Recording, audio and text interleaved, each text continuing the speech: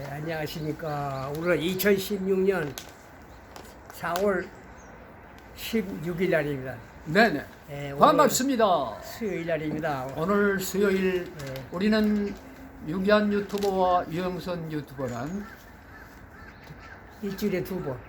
달맞이 공원에 와서 네. 일주일에 2번 배드민턴을 치고 방송을 합니다. 그래서 방송 시간도 이렇게 늦고 네. 방송 시간도 좀 짧습니다만은 우리 두 노인네가 대한민국 자유민주주의 대한민국 시장경제 인간의 존엄이 보장되는 민주주의를 지키기 위해서 방송을 진행하고 있습니다. 오늘은 유기한 유튜버님께서 문을 열어주시겠습니다. 네, 안녕하십니까.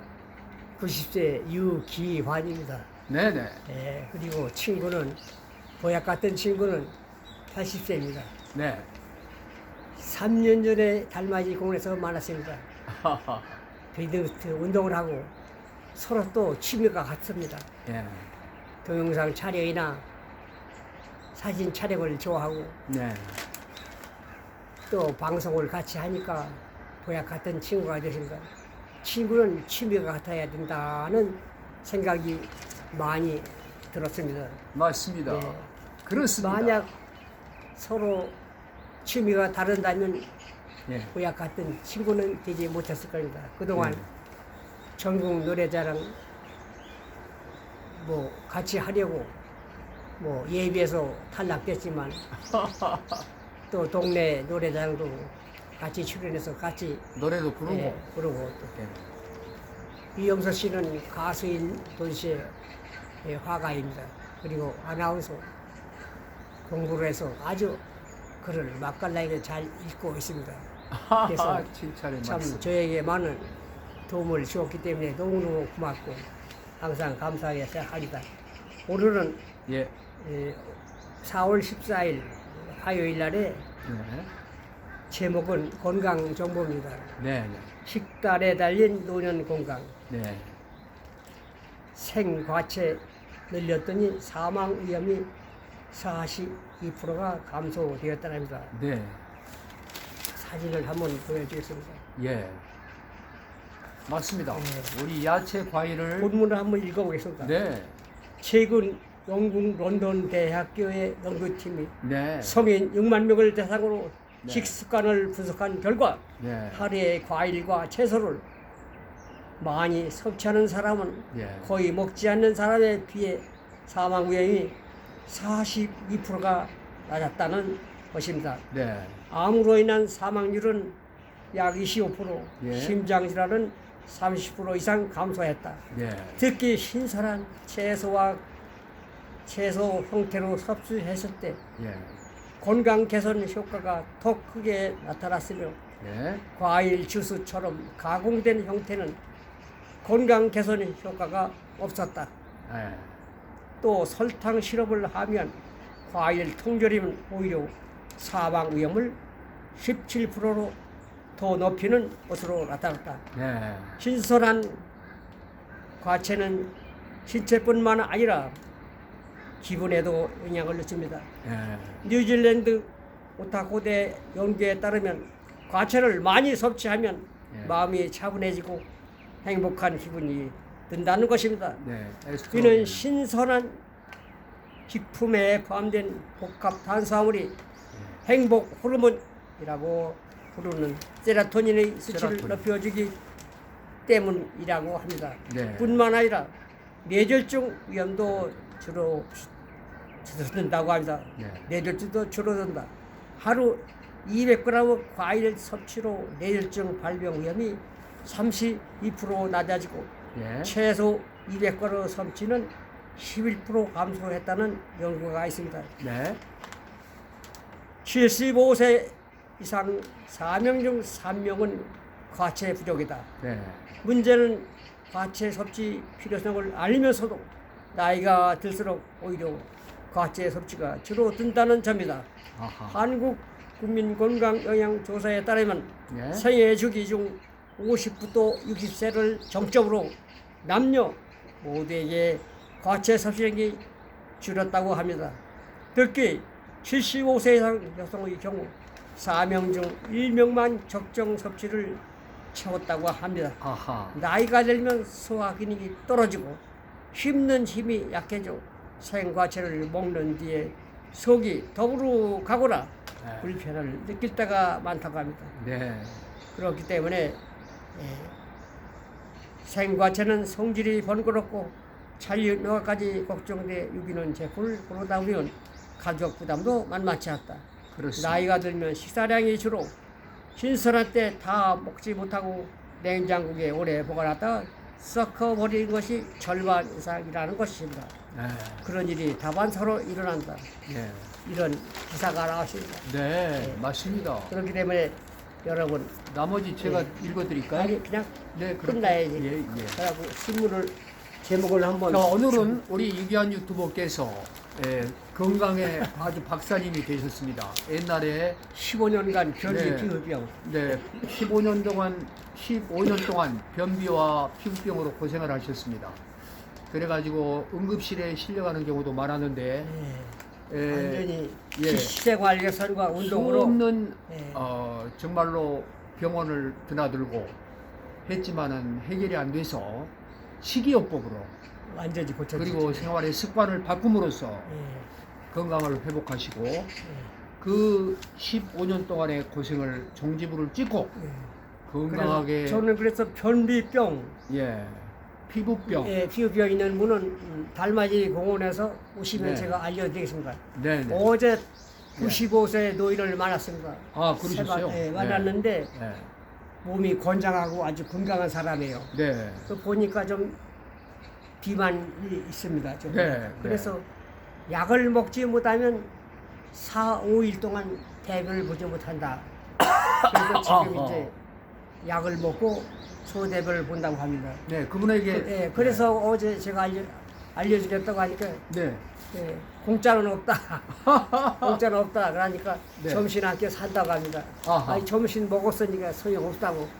우리 달라 이렇게 우스갯소리로 네. 네. 그렇게 하라고 하더라고요. 네. 네. 근데 사위가 와서 네. 딸하고 사위가 와서 네. 차를 가져와서 네. 점심 식사하러 가는데 같이 가자 그러는데 나는 먹었기 때문에 가지 아하. 않겠다고 하고 뿌리쳤습니다. 아하. 그분은 여기 대화 아파트에 네. 사는 분인데 네. 부부가 같이 산다고 합니다. 참. 아내는 지금 91세인데 네네네. 치매가 걸리고 저런, 자기는 95세지만 네. 아직 걸어 다니고 네. 네네. 치매는 없는데 대변이 안 나온다. 변비 때문에 그래서 고생하시고. 오늘 내가 저 현미를 좀 가지고 오고 네. 또 현미에 좋은 네. 아마시카루도 가지고 왔습니다. 예. 조금 이따 그 집에 가서 갖다 주고 가려고 합니다. 예. 제가 아는 지식이라도 좀 여러분에게 알려서 네. 변이병 있는 분 꼭 네. 산에 오시면 제가 자연 치료 방법을 예. 알려드리겠으니까 예. 달맞이 공으로 오시기 바랍니다. 네네. 그리고 네. 그냥 드세요. 네. 그렇게 하시기 바랍니다. 아이고야. 그리고 오늘은 중돈 정쟁 2차 쇼크 네. 전기 원가 2배 뛴다. 야, 전기 원가. 예. 예. 유가 55%, 예. LNG 예. 80% 치솟아 예. 100원대 도매 가격 200원 넘을 듯 네. 배가 된다는 것이다. 네. 더워 시작되는 5월부터 영향이 있다는 것입니다. 예. 본문은 네, 제가 보시고 읽어드리겠습니다. 읽어드리겠습니다. 중동 전쟁의 그 쇼크가 이제 뭐 전 세계적으로 특히 우리나라와 같이 자원이 없고 특히 석유 같은 자원이 절대 부족한 우리나라에서는 그 쇼크가 더 크다고밖에 볼 수가 없습니다. 유가가 55%, LNG도 82%가 치솟았습니다. 100원대 도매 가격 200원을 넘을 듯하고 더위가 시작되는 6월부터는 이제 냉방비에 대한 에너지 수요가 급증함으로 말미암아서 걱정되지 아니할 수가 없습니다. 중동발 고유가 충격이 2, 3개월 시차를 두고 국내 발전 원가에 반영되는 5, 6월 전력 시장에 전례가 없는 복합 위기를 맞을 것으로 보입니다.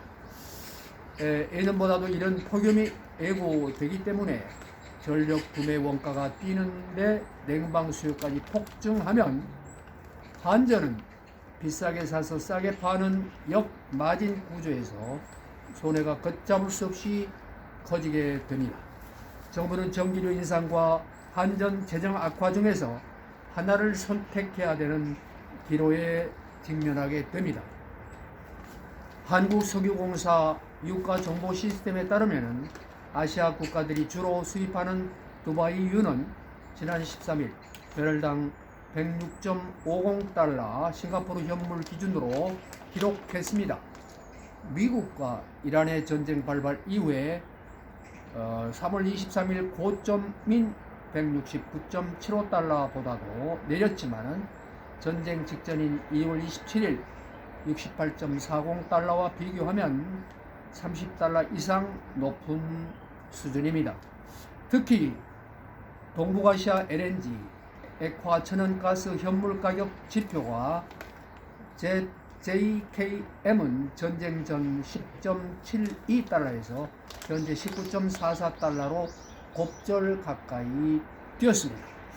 호르무즈 해협 봉쇄 사태가 장기화되면서 이와 같은 고유가 국면이 길어진다면 한전 구매 원가인 전력 도매 가격 S&P 가격이 5월 이후 현재 2배 수준으로 뛸 수 있다는 게 전문가들의 분석입니다.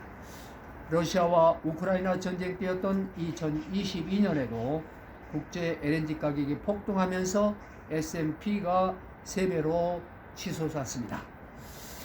당시 정부는 이를 전기요금에 제대로 반영하지 않았고 이는 한전의 천문학적인 부채와 산업용 전기료 폭등으로 이어지고 말았습니다. 전준범, 이영빈, 박정훈 기자였습니다. 네, 수고했습니다. 네. 다음 기사는 네. IMF 전쟁 장기화된 세계 성장률 2% 추락. 네. 올해 중반 에너지 수출 회복되면 세계 3.1%, 한국은 1.9% 성장 전망이라는 소 제목이십니다. 본문은 유영선 씨께서 읽어주시겠습니다. 네, 중동 전쟁의 해를 넘겨서 에너지 생산 수출 차질이 장기화되는 최악의 경우 올해 세계 경제가 2% 성장하는데 그칠 수 있다고 국제통화기금 IMF가 14일 경고했습니다. IMF는 이날 내놓은 세계 경제 전망에서 중동 전쟁의 충격으로 세계 경제가 다시 한번 시험대에 올랐다면서 이같이 밝혔습니다. IMF는 이날 올해 세계 경제 성장률이 지난 1월 전망 3.3%포인트보다도 최소 0.2포인트 그리고 최대 1.3포인트가 떨어질 수 있다고 내다봤습니다. IMF는 중동 전쟁이 수주 이상 지속된 후 마무리되고 점진적으로 세계 경제가 회복되면 올해 중반부터 에너지 생산 수출이 정상화된다면 올해 세계 경제가 3.1% 성장할 것으로 내다봤습니다. 그러나 내년까지 전쟁이 이어져서 에너지 공급 차질이 장기화될 경우에는 올해 성장률이 2%포인트로 떨어질 수 있다고 했습니다. IMF는 원자재 시장 불안과 인플레이션 우려 등 성장률을 끌어내릴 것으로 보았습니다. 다만 한국 성장률 전망은 26조 원대 추가 경정 예산 등의 효과를 반영해서 종전과 같은 1.9%를 유지했습니다. 이상입니다. 예, 수고했습니다. 다음은 미 군함 예. 15척 후르무즈 물밑에선 핵 협상 네. 제목이고 소 제목은 해협 봉쇄 돌입의 긴장 고조. 네. 트럼프 이란 강하게 합의 원에 이르면 16일 2차 대면 협상 개최 오늘이네요. 오늘 네. 강하게 이란과 미국과 오늘 대면한다고 합니다. 네, 읽어드리겠습니다. 이렇습니다. 네. 예. 그렇죠. 본문은 유영선 유튜브식에서 읽어주시겠습니다. 예. 결국은 이란의 핵 문제가 최종적인 핵심 사안이 아닐 수가 없습니다. 네, 핵 네, 핵 협상이라는 게 대단히 중요하죠. 이제 북한의 김정은이도 이제 미국과 핵 협상을 앞으로 진행을 해야 될 것입니다. 다음 읽겠습니다. 차례는 북한 미국이 김정이 아닌가 미국이 이렇게 다음 생각합니다. 차례는 아마 북한의 김정으로 찍지 않을까 봅니다.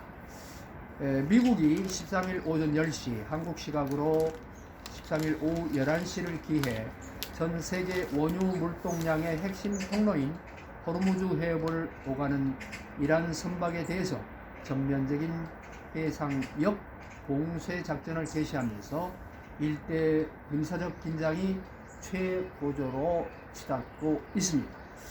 이는 지난 11일에서 12일 파키스탄 이슬람마바드에서 열린 1차 종전협상이 결렬된 직후 도널드 트럼프 미국 대통령이 꺼내든 초강수입니다.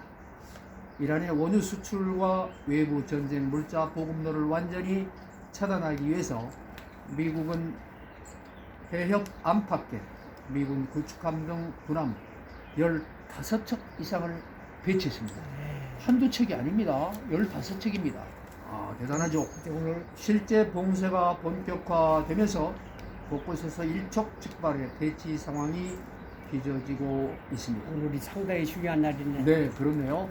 미 중부사령부가 미 승인 선박에 대해서 차단 회항 납포를 경고하자 이날 호르무즈 해협을 통과하면서 중국으로 향하려던 중국 관련 유조선 그리고 벌크선 두 척이 긴급 회항한 것으로 보입니다. 중공을 압박해야 되지 않습니까? 예. 그 격한 중공의 수많은 세계 전략이 얼마나 자유 진영들을 겁박하고 압박하고 피곤하게 힘들게 했습니다. 트럼프 미국 대통령은 이란 고속정이 봉쇄 해역에 접근할 경우에 마약선을 격침하듯이 신속하고 잔혹하게 제거하겠다고 했습니다. 반면 이란은 호르무즈 위협은 전 세계 광범위한 후폭풍을 몰고 올 것이라면서 군사적 막대응을 예고했습니다. 죽어도 찍하고 죽겠다는 것인가요? 참나. 이와 관련해서 국제해사기구 참새가지고 쫙 하고 싶죠. IMO 아르세니오 도밍게스 사무총장은 어느 국가도 국제해협을 통제하거나 봉쇄할 권한은 없다라고 말했습니다. 이 말이 틀린 건 아니지만 국제 질서를 제대로 확보하고 그리고 세계 시민들이 그들이 안녕과 질서를 유지케 하기 위해서는 이런 미국과 같은 패권 국가가 할 일은 제대로 해야 되는 것입니다. 그렇죠? 다만 군사적 긴장 속에서 양측의 물밑 외교전은 진행 중인데 오는 21일 2주 휴전 기한 만료를 앞두고 미국과 이란은 파키스탄 등 중재국의 노력 속에 두 번째 대면 협상 개최를 놓고 일정과 장소 등 세부 사항을 논의 중인 것으로 전해지고 있습니다. AP통신은 이르면 2차 대면 협상은 16일 개최될 수 있다고 했고 트럼프는 13일 백악관에서 이란 측에서 연락이 왔으며 그들은 매우 강하게 합의를 원하고 있다고 했습니다. 마수도 페제시키안 이란 대통령도 소셜미디어에서 미국이 전체주의적 태도를 버리고 이란의 권리를 존중한다면 합의에 도달할 길을 찾을 수 있다고 했습니다. 워싱턴에서 박쿠키 특파원이었습니다. 네, 다음은 네. 사설 옆에 있는 네, 북 입 닫으면 대북 네. 송금 뒤집는다 네, 생각하는 제목이다. 네, 북한에서 입 닫으면 대북 송금 네, 뒤집는다는 생각 하나. 네. 태평양 안용현 연선위원이다. 예. 소 제목은 네, 여당 리 호남 행적을 조작했다는데 네, 법원은 리 호남 받은 돈 무죄, 네, 북 돈 받았다 안 네. 받았다 해도 공소 취소로 재판 없으면 우왕비다 라는 네. 소제목이다. 네. 본문은 네. 유영선 씨께서 읽어 주시겠습니다. 네. 자, 북이 입을 닫느냐 마느냐가 중요하네요. 그런데 그들은 그들 입장에서 철저히 그들의 자세를 취할 것입니다. 대북송금 뒤집는다 생각하나? 라는 제목입니다. 태평로의 논설위원 안용현 의원의 논설위원회 글입니다. 뇌물죄처럼 돈이 오간 범죄는 주고받은 사람에 대한 수사가 기본입니다. 그런데 계좌로 돈이 오갔다면 증거가 분명해서 혐의 입증이 쉽습니다. 현금으로 줬다고 하고 안 받았다고 하면 줬다는 진술만으로는 유죄 판단이 어렵겠죠. 그렇죠. 특히 돈 받은 대상이 북한처럼 직접 수사가 불가능하다면 여러 진술의 일관성과 접촉 정황 등 보강 증거가 중요합니다. 2000년 1차 남북 정상회담을 위해서 당시 정부는 북한에 4억 5천만 달러를 보냈습니다. 급하다 보니 현대그룹이 북한의 해외 계좌에 송금하는 방식을 썼었습니다. 옛날에 그런 일이 있죠. 2003년 대북송금 특검이 계좌 이체를 확인하는 것은 어렵지 않았습니다. 당시 재판부는 여러 정황을 근거로 해서 대북송금이 정상회담과 주관적, 객관적으로 관련된 것으로 판단된다고 했습니다. 쌍방울이 2019년 이재명 당기 경기지사의 방북 등을 위해 북한에 줬다는 800만 달러는 전액 현금입니다. 이 중 300만 달러가 방북 대가와 의전 비용이라고 법원이 인정했습니다. 200만 달러는 북한의 송명철 조선 아태위원장 부실장에게 주고 영수증을 받았는데 100만 달러는 북한 공작원이 리호남에게 그냥 줬다는 것입니다. 리호남은 인사할 때가 있다고 했습니다. 그래서 법원은 300만 달러가 모두 북에 전달된 혐의는 인정하면서도 리호남의 100만 달러에 대해서는 조선노동당에 들어가지 않았을 수도 있다고 무죄 취지로 판단했습니다. 최근 민주당이 대북송금 사건의 조작 증거로 내세우는 것이 리호남 행적입니다. 리호남이 필리핀에서 쌍방울 돈을 받았다는 시기에 필리핀이 아닌 곳에 있었다는 것입니다. 국정원장까지 나서서 리호남이 제3국에서 확인됐다고 했습니다. 그런데 법원은 리호남이 다수의 가명, 위장 신분을 사용하는 사람이라 필리핀의 리호남이 공식 초청자 명단에 없다거나 그를 본 적이 없다고 진술하는 사람이 있다는 사정만으로 돈 받았다는 진술에 신빙성이 없다고 할 것은 아니다라고 밝혔습니다. 이미 걸러진 사안이었던 것입니다. 민주당 주장대로 한다면 리호남이 필리핀에 없었다고 합시다. 법원이 리호남의 100만 달러를 무죄로 판단한 상황에서 그의 행적이 재판 결과를 뒤집을 근거가 되겠습니까? 아니죠. 리호남이 없어도 북한 송명철이 영수증까지 써주고 받은 200만 달러가 있지 않습니까? 송금 관련자들은 현금 전달을 인정하는 진술을 했습니다.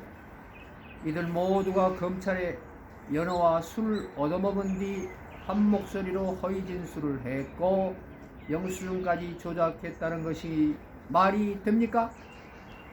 이리 뒤집고 저리 뒤집는다고 말이 되느냐 말입니다. 2019년이면 김정은은 비핵화 쇼가 들통나서 미북 남북 관계가 나락으로 떨어지고 있었습니다. 민간의 대북 사업은 사실상 불가능했습니다. 쌍방울이 자기 사업을 하려고 북에 거액의 달러를 줬을 가능성은 낮아 보입니다. 뇌물 사건에선 돈 받은 쪽 진술도 중요합니다.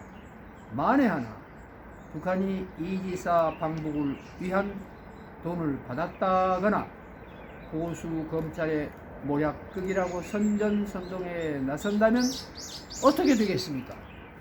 그러니까 북한의 그 주둥아리 때문에 대한민국이 이제 출렁출렁할 수밖에 없습니다. 그렇죠? 자, 뇌물 사건에는 돈 받은 쪽 쌍방울이 자기 사업을 하려고 북에 거액의 달러를 줬을 가능성이 낮아 보입니다. 뇌물 사건에서는 돈 받은 쪽 진술도 관건입니다. 만에 하나 북한이 이지사 방북을 위한 돈을 받았다거나 보수 검찰의 모략극이라고 선전선동한다면 어떻게 되겠습니까? 북한 주장을 증명할 방법이 마땅치 않으니 전례 없는 정치적 분열과 혼란이 생길 수밖에 없지요. 북한은 2011년 이명박 정부와 정상회담 추진이 깨지자 남측이 돈 봉투를 주려 했다고 밝힌 적이 있습니다.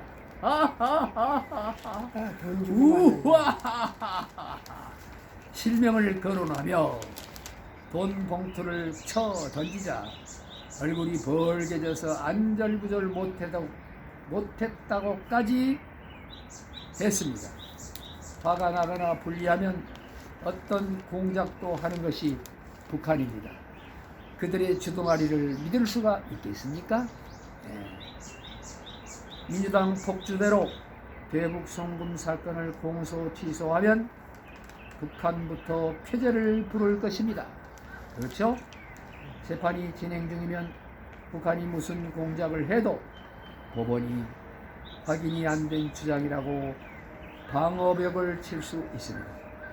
그런데 공소 취소로 재판 자체가 없어지면 북한님이 만들어버리는 편지 풍파가 우리 사회를 쓰나미처럼 덮칠 수가 있을 것입니다. 무리수를 두면 반드시 탈이 나기 마련인 것입니다. 수고했습니다. 네, 다음은 사설을 읽어볼까요? 네네. 제목은 중대재해법 지키면 노란 봉투법 걸리는 딜레마라는 제목입니다. 네, 읽겠습니다. 예.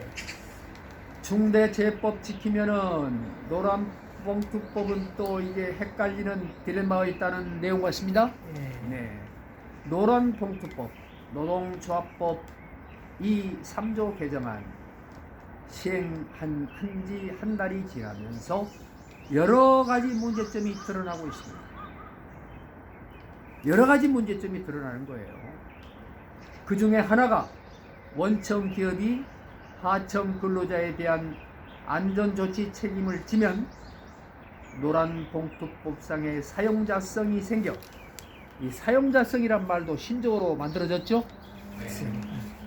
교섭 의무가 생긴다는 사실입니다. 중대재해처벌법 시행 이후에 기업이 안전관리에 적극 나서고 있는데 이런 조치가 오히려 하청노조와 교섭을 강제하는 근거로 작용하고 있는 것입니다. 하청노조들도 교섭 요구를 할 때 이 점을 집중 공략하고 있습니다. 기업 입장에서는 이러지도 저러지도 못하는 상황입니다. 세계 어느 나라에도 없는 법을 만들어 밀어붙일 때 나오는 우려들이 속속 현실로 나타나고 있습니다. 포스코가 대표적 경우입니다. 경북지방노동위원회는 포스코의 하청노동자에 대한 사용성을 인정하고 복수 노조들과 별도 교섭을 하라고 했습니다.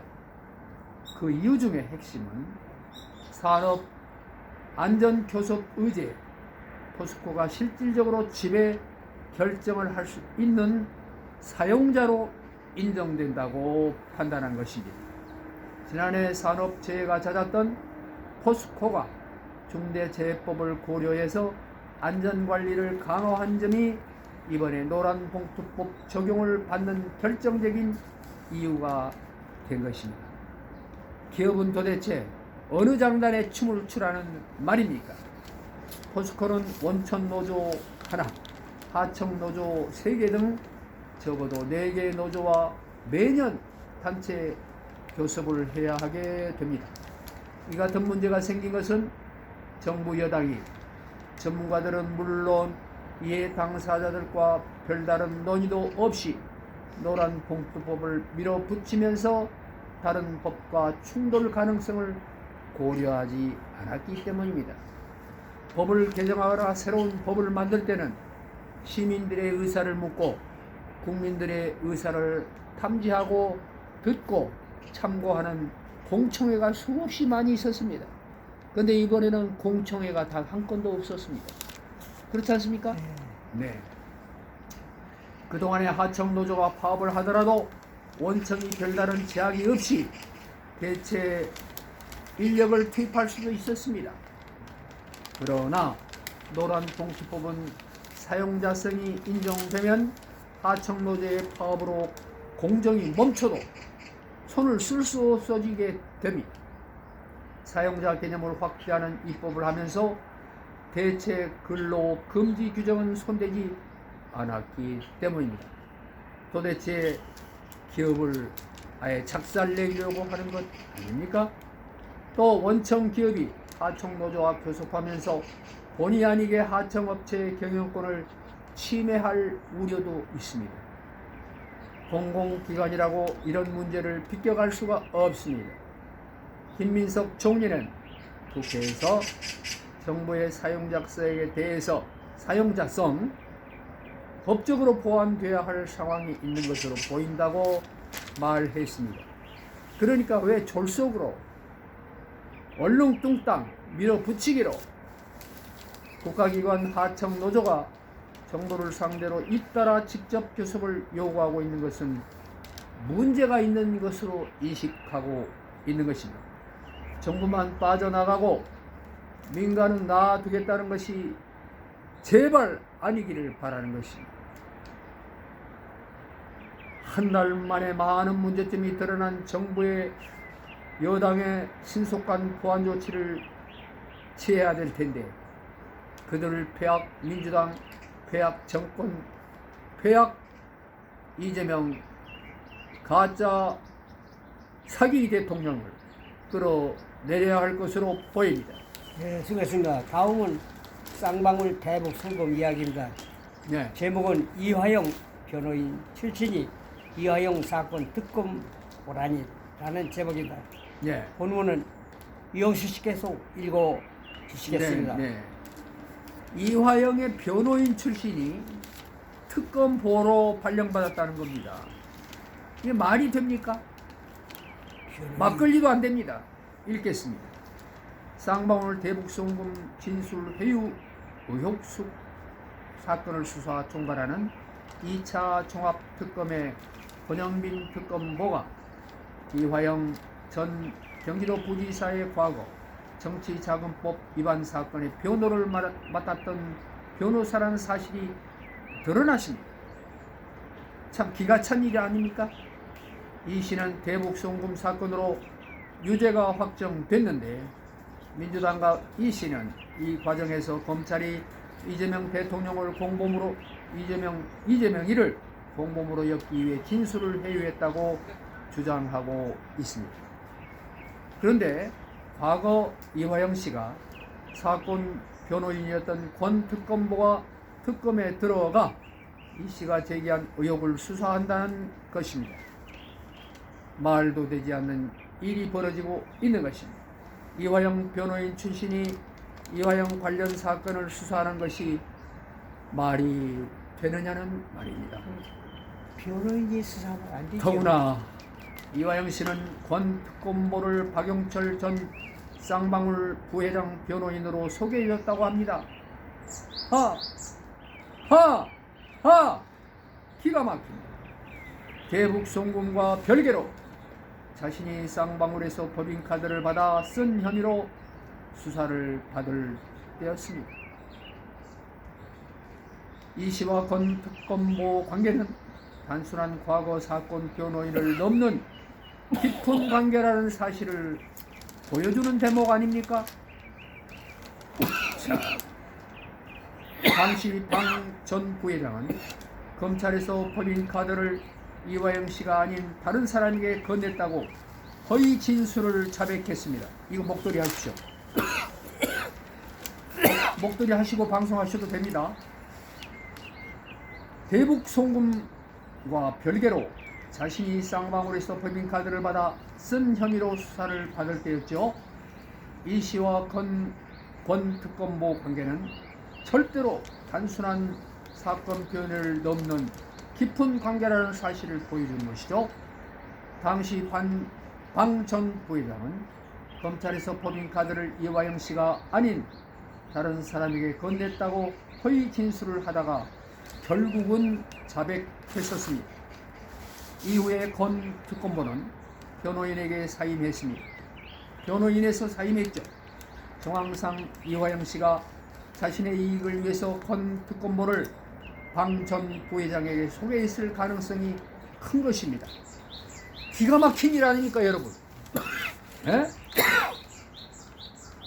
권 특검보는 얼마 전 대북 송금 사건과 관련해서 윤석열 정부 대통령실의 개입 정황을 확인했다면서 이를 국가 권력에 의한 초대형 국정농단 의심 사건이라고 했습니다. 본격 수사를 하기도 전이었습니다. 실체적 진실을 찾겠다는 것이 아니라 정치를 하는 것 아닙니까? 아니, 정치는 바를 정자에 압이 붙자 바른 아버지, 바른 부모의 심정으로 나라를 다스리는 것이 정치인데 왜 이런 사안에다 정치를 끌어대서 붙입니까? 논설위원들이 양식도 없고 상식도 없고 자질이 의심되는 부분입니다. 왜 이런 개같은 짓거리를 하는데 이렇게 개같은 짓을 하는 것이 정치라고 왜 갖다 붙입니까? 이거는 언어 전술을 통해서 국민들의 의식을 혼탁해 만드는 것이고 무엇이 상식이고 무엇이 정의이고 무엇이 진리인가를 헷갈리게 하는 소리 아닙니까? 왜 이런 부정적이고 말도 되지 않는 짓거리 하는 것은 그것이 바로 정치라고요? 구독자 여러분, 애청자 여러분, 시민 여러분, 이런 논설을 쓰는 논설위원들이 이게 말이 되는 것입니까? 별 조작을 하고 별 공작을 하고 별 짓거리를 하고 거짓말을 하고 뒤집어 엎고 폐악질을 하는 것이 정치라고요? 왜 등식을 이렇게 만드느냐 말이에요. 조선일보 논설위원들 정신 바짝 차려. 이 거지 같은 새끼들아. 말 가지고 먹고 사는 정신 바짝 차리라고. 말이 안 되지 않습니까? 그렇지 않습니까? 누가 이런 정치판을 믿겠습니까? 2차 특검의 김진희 특검보도 마찬가지였습니다. 민변 사무차장 출신인 그는 최근 김어준 유튜브 채널 프로그램에 나와서 윤 전 대통령 등의 소환 여부에 관련해서 빌드업 과정이고 곧 원하는 장면을 보시지 않을까 한다고 했습니다. 특검보가 수사 중인 정치 유튜브에 나온 것도 심각한 문제인데 마치 수사를 인민재판으로 여기는 듯한 인식까지 드러냈습니다. 지금 대한민국은 인민재판이 각색되고 변질된 인민재판이 수없이 진행되고 있습니다. 특검 수사의 정당성은 정치 중립과 공정성에 있는 것입니다. 특검보들이 이런 편향성을 갖고 있다면 그 자체만으로 자격이 없습니다. 개같은 특검. 아니, 특검은 특별할 때 필요한 것이지 아무 때나 붙이는 게 특검이야?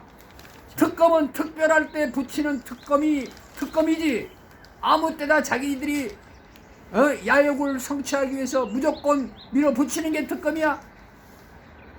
걔 호로 새끼 같은 놈들. 아니, 윤석열이는 그리고 전환길이는 아니 조사하자 그러면 조사 나가고 재판 받자 그러면 재판 나가고 무기징역 그러면 그냥 그대로 재판에 응하고 있잖아요. 이재명은 왜 재판을 쥐새끼처럼 이리저리 빠져나가면서 도대체가 앞뒤가 맞지 않고 형평성도 맞지 않고 상식이 맞지 않고 정의는 아예 근처에 오지도 못하는 이 대한민국이 돼 있다는 사실을 국민 여러분들이 깨닫고 알아야 될 거 아니겠습니까? 예, 수고했습니다. 예. 이재명 물러가라.